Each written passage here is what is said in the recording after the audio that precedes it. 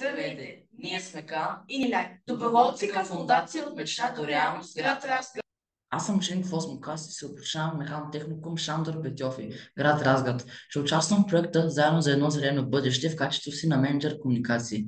Аз съм ученичка в 9 клас в професионална гимназия по химични технологии и биотехнологии Мария Кюри, град Разград.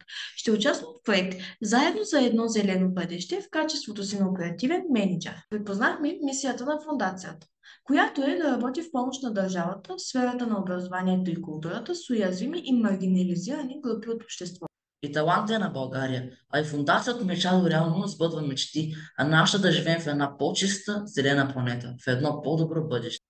Обединихме се около проект Заедно за едно зелено бъдеще, вдъхновени от проблема с чистотата и мръсния въздух в града ни, който зрее от дълги години и се задълбочи през последните месеци. Сигурно си спомняте как нашия град нашумя с протестите си през лятото. Стотици хора излязоха по улиците с искане за глътка чист въздух. Разбира се, не можем да разрешим големите проблеми, като намирането на източника за замърсяване на въздуха в града ни, но ние вярваме, че малките стъпки са началото на големи промени.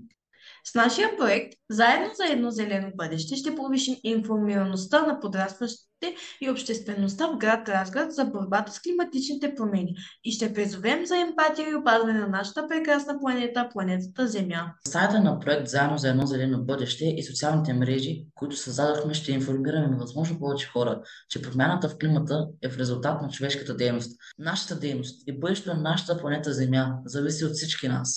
Според данни на Националната агенция за океански и атмосферни изследвания, количеството на въглероден двуокис се е покачило през 2021 година, а според Световната метеорологична организация има покачване и на средната температура в световен мащаб през последните 100 години, което води до горски пожари, суша, наводнения, топене на ледниковите шапки и покачване на океанското ниво. Всички сме в опасност. Нека чуем и мнението на нашите съграждани. Какво мислите, че трябва спешно да се промени в нашия град? Да не си хвърляме книжките. Да се разтворят много кучета. Да се забрани. А според вас въздуха в града ни чист ли е? Не, как се чист. Скоро имаше разни миризми тук.